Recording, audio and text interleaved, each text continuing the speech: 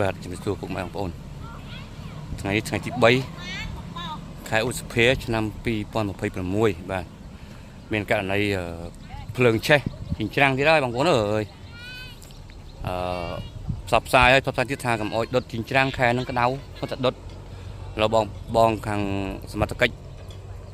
អគ្គិភ័យស្រុកមុងត្រាចបានមកដល់ហើយបាទឥឡូវហ្នឹងកំពុងតែបន្លត់នៅខាងបឹងឃុំបឹងសារ៉ាំងជើងបាទភូមិកោះសមូងបាទភូមិកោះសមូងឃុំបឹងសារ៉ាំងជើងបាទជាប់នឹងឃុំអង្គសុភីខ្ញុំដែរបាទដោយសារនេះមានបន្លាយទឹកខណ្ឌអញ្ចឹងវាឆ្លងមកខាងនេះអត់បានទេវាមានបន្លាយទឹកបាទដុតពីណូពីត្បូងមកដល់ឆេះនៅក្បែរ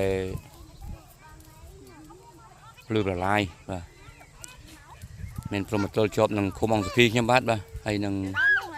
ឥឡូវនេះដូចជាមានសមត្ថកិច្ចចុះមកបណ្ដុតហើយតែភ្លើងវាចង់អស់ដែរហើយទៅ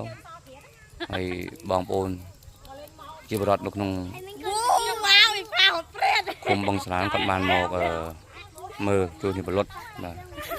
ហើយសមត្ថកិច្ចក៏បានយកឡានអគ្គិភ័យមកបណ្ដុតដែរបាទតែអាចជាគ្រប់គ្រងបញ្ហាភ្លើងឆេះនេះបានបាទ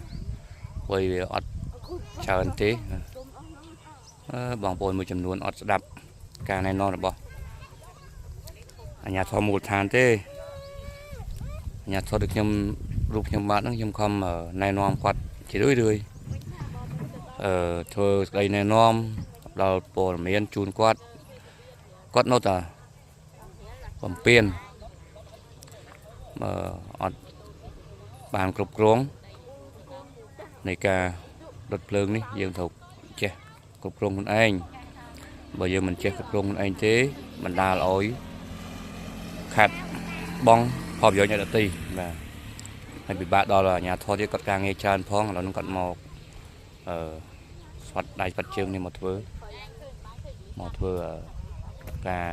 បន្លត់មកលត់ភ្លើងឆេះនេះហើយដូចជានេះបងប្អូនមើលដើមស្វាយហ្នឹងបើសិនជាភ្លើងឆាបវាឆេះវាខ្លោចអស់ហើយមិនបានទេបាទហើយខាងនេះខ្ញុំនៅខាងឃុំអង្គសុភីទេបាទនៅខាងបន្លាយពីជើងក្នុងភូមិបឹងធំខាងកើតបាទឃុំអង្គសុភីស្រុកកំពង់ត្រាចខេត្តកំពតហើយកន្លែងទីតាំងឆេះនេះដែរនៅភូមិកោះត្រមូងឃុំបឹងសារ៉ាខាងជើងនិង